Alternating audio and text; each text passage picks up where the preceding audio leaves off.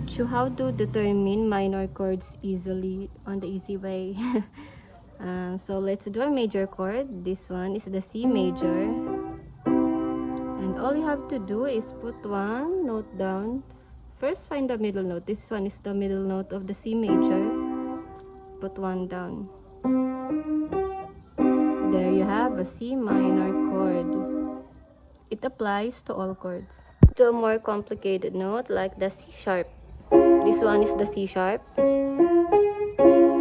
If you want to do a C sharp minor, put one note down of the middle note. This one is the middle, one note down. C sharp minor.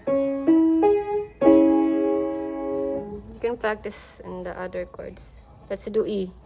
This one is the E. E minor. F. One note down. F minor. G. One note down of the middle note. G minor. A. One note down.